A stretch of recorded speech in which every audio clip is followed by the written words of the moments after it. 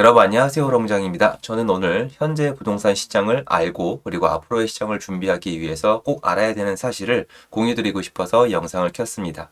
사실은 라이브 주제로 한번 삼았었고 요거를 말씀드리기 위해서 손수 또 제 물건 관리를 위해서 전국적으로 돌아다니면서 스스로 데이터를 만들어 봤었는데요. 그 내용이 이제 아예 대놓고 신문기사에 나왔습니다. 요 내용 한번 정리해 보도록 하겠습니다. 같이 한번 보시죠. 시청하시기 전에 구독하기, 좋아요, 멤버십 부탁드리고요. 멤버십은 매주 토요일 라이브를 진행하고 있습니다. 천에 60 서울대학가 원룸 월세 1년세 8만원 올라. 기사를 한번 같이 보실게요. 내용이 좋습니다. 서울 주요 대학가 보증금 1,000만원 기준의 원룸 평균 월세가 1년 전보다 15.14% 상승한 것으로 나타났다. 업체가 했는데요. 저는 개인적으로 할 수가 없더라고요. 왜 그러냐면 원룸이 서로 너무 상이하고요. 무엇보다 관리비가 좀 변동폭이 있는데 이 관리비를 월세 평균에 넣으면 이상해져요. 그래서 부동산 사장님들한테 여쭤보면은 월세 올랐다. 방 빨리 구해야 된다. 참고로 이대 앞쪽에 주거 상품들은 3주 안에 싹 다 빠졌거든요. 한 번에. 그래서 그걸 한번 정리를 해드릴게요. 12일 부동산 플랫폼 업체 다방을 운영하는 스테이션3가 지난달 서울 주요 대학가 인근 지역의 월세를 분석한 결과 보증금 1,000만원 기준 원룸의 평균 월세가 59.6만원을 기록했다. 이는 지난해 동월 51.7만원 대비 15.14% 상승한 수치이다. 쭉 보면은 이화여대 인근 지역의 평균 월세가 83, 연세대 인근 69, 중앙대와 한양대 여기가 65, 고려대랑 서강대 여기가 60이에요.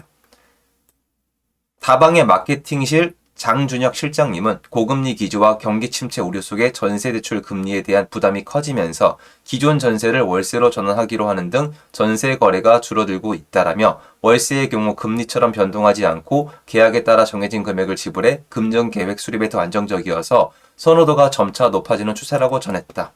이건 뭐 생각 차일 수가 있는데요. 저는 월세에 대한 선호도가 높아지는 게 아니라 전세 수요가 줄었다고 생각을 합니다. 이게 참 제 영상에서 너무 많이 말씀을 드린 부분이라 죄송하기도 하지만 한국이 OECD 국가 중에서 주거비가 너무너무 저렴했고 월세가 쌌던 이유는 다른 게 아니고요. 전세 때문이에요. 전세가 있으니까 월세가가 못 올라갔던 거거든요. 그런데 전세가 되게 안 좋은 초이스가 되면서 이제 월세가 올라가고 있는 거죠. 이 해당 기사는요. 사실 나가보시면 확인이 가능한데 이게 왜 이렇게 되냐면은 일단은 되게 혼란스러워요. 제가 이제 전 작년부터 나가봤거든요. 작년 올해 이 대학교 앞에 가서 원룸을 조사해 보시면은 이런 기사가 나오기 전까지 눈치를 채기가 약간 어려운 이유가 뭐냐면은 일단 코로나가 있어요. 코로나 때문에 한동안 대학가가 너무 힘들었어요. 상권도 죽었고 인근의 원룸 중에서 수요가 좀 적은 곳들은 더더욱 죽었습니다. 코로나 때 그나마 살아남은 대학가의 원룸촌은요. 직장인들의 수요가 고정적으로 있던 곳이에요. 그런데 왜 헷갈리냐면 이게 플러스 알파인데 올해 대학교들이 다시 학생들이 오프라인으로 좀 많이 나오는 동시에 직장인분들이 아파트촌이랑 빌라촌에서 밀려 나왔어요. 그러니까 수요가 몰렸단 말이에요. 그래서 이게 매년 달라질 거예요. 지금 이것만 보고 대학교 앞에 있는 원룸이나 아니면 고시촌이나 이런 데가 수요가 앞으로도 계속 많을 거다? 저는 그렇게 생각하진 않아요. 이거는 정말 신의 영역이긴 하지만 올해가 좀 많아 보이긴 합니다. 그런데 나가보시면 중개사님들을 여러 번 만나보면 아시는데 지금 여기를 채우고 있는 수요가 대학생도 있는데요. 대학생에 반해서 일반인이 꽤 많아요. 여러분 여기 자세히 보시면요. 출퇴근이 가능한 대중교통이 좋은 특히 2호선을 끼고 있는 이런 곳들이 가격이 더 많이 올랐고 여기 안 나와 있는데 요번에 방이 빠지는 속도 차이도 거의 비례합니다. 그러면 계약할 때 실수한 사장님들은 이게 학생이신지 직장인이신지 일반적인 가정집인지 이게 구분이 되잖아요. 그런데 이게 대학생 비율은 좀 줄었어요. 그리고 제가 혼란스럽던 이유가 플러스 알파가 또 있습니다. 여러분 여기서 대표적으로 연세대 있죠. 그리고 고대 있죠. 다른 데도 마찬가지예요. 성균관대도 마찬가지고 여기 학생들이시면 댓글 달아주시면 참 감사한데 기숙사를 더 지었어요. 저기 옛날에 서울산업대학교였는데 이름이 서울과학기술대학교인가 과기대로 바뀐 데가 있거든요. 거기도 기숙사 더 지었어요. 대학교들이 기숙사를 더 지었는데 아시겠지만 기숙사는 호실이 적지가 않아요. 꽤 많거든요. 그러면 인근의 원룸촌에 영향을 미쳐요. 자, 그러면 정리를 해볼까요? 학생들이 머물 수 있는 기숙사는 늘었어요. 근데 여러분 상식적으로 학생 자체가 절대적으로 늘었을까요? 늘지 않았죠. 그런데 일단 처음에 늘릴 때는 외국인 교환학생이 늘어난 학교가 있었는데 코로나 때 많이 줄었습니다. 그래서 이거저거 다 계산을 해보면은 어쨌건 간에 학생들이 머물 수 있는 기숙사, 원룸촌은 는 거예요. 그러니까 인근의 원룸촌은 되게 안 좋아서 원래 하향세였어요. 우리가 이걸 알아야 돼요. 지금 이게 딱 보면은 요새 물가도 올랐고 상황이 안 좋고 경기가 어려우니까 원룸촌도 오르나 보다라고 했지만 부동산은 그렇지가 않아요. 이상하게도.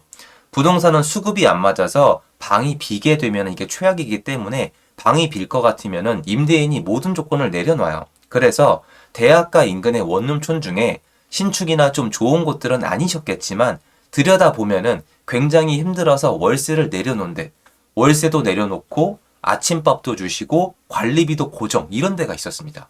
내려가던 추세였단 말이에요. 신축한 거 외에는 신축 기숙사까지 있잖아요. 공급이 넘치는데 어떻게 이게 쉽게 올라가겠어요. 근데 이렇게 된 거예요, 지금. 그래서 제가 되게 당황했던 거거든요. 그래서 여기서 제가 하고 싶은 얘기는 뭐냐면 지금 부동산 시장은 사람들이 아파트라는 많이 선호하는 주거 형태에서 빌라로 나눠져 있다가 거기서 전체 평균이 밑으로 내려오고 있는 거예요. 그러니까 다운그레이딩이 되고 있는 게 맞아요. 그리고 제가 폄하하는 건 아닌데 사실 아파트에 사시던 분들이 아파트에서 출퇴근하시다가 빌라촌에서 출퇴근하시다가 대학가로 들어가신 게 업그레이드라고 얘기하기는 조금 애매하잖아요. 왜냐면 사실 이게 좀 엄연히 우리 머리 안에 보면은 이 가격도 그렇고 나눠져 있는 거잖아요. 절대적이진 않겠지만.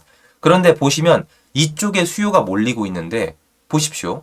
여기 수요가 몰릴 이유가 있어요? 뭐가 있어요? 갑자기 이 좋은 명문대학교 근처에 살면 인생이 잘 풀립니까? 좋죠. 되게 명문대학교고 한국에 인재들이 나오는 곳은 맞는데 이 인근 원룸촌에 산다고 뭐 인생이 잘 풀린다 막 이런 미신이 있는 게 아니잖아요. 수요가 늘어날 이유는 하나예요. 내가 원래 선호하던 곳들의 가격이 오른 거예요. 그런데 지금 부동산 시장은 안 좋거든요. 제가 여러분이 지금 시장에서 알아야 되는 게 이거라는 거예요. 뭐냐면은 지금 부동산 시장 안 좋아요. 특히 아파트 시장 되게 안 좋아요. 이건 여러분 이제 좋아지고 있는 거지 좋다고 하면 안 돼요. 전 좋은 시장을 똑바로 기억해요. 평타 치는 시장이라 그래도 저는 대번에 알아챕니다. 아직 아니에요. 절대 매도자 우위 시장이 아니에요. 그런데 그렇게 따지면은 뭔가 공급이 많거나 부동산 시장에서 수급이 안 맞는데 그 중에서 공급이 더 많아야 되는 건데 공급이 더 많으면 사람들은요. 내가 원하는 주거 형태를 더 쉽게 초이스할 수 있어야 돼요. 예전에 비해서 아파트에 더 저렴한 가격에 거주할 수 있어야 되고 사람들이 더 적은 돈으로 과감하게 주거지를 업그레이드할 수 있는 게 공급이 과잉인 시장이에요. 그런데 지금 아파트 시장의 모습은 공급 과잉인 것처럼 굉장히 안 좋은데 수요자들의 모습을 보면은 업그레이드가 아니라 다운그레이드라고 있습니다. 이건 뭐냐면 부동산 시장 자체의 침체를 뜻하는 거예요. 21년도 말부터 22년도에 거친 게 이거예요. 전체 시장의 몰락입니다. 그럼 앞으로 시장은 어떻게 봐야 될까요? 같이 봐야죠. 거꾸로 다시 봐야죠. 시장 자체가 살아나는데 지금 보시면 부동산 시장이 살아나는 모습이 이거랑 일맥상통하게 한 곳만 좋아지는 게 아니라 아파트, 빌라는 약간 특이성을 두셔야 돼요. 왜냐면 좀 정책이 많이 드라이브가 들어갔습니다. 뭐 오피스텔, 상가, 토지, 지방 합칠 거 없이 너무 안 좋다가 전체적으로 살아나고 있어요.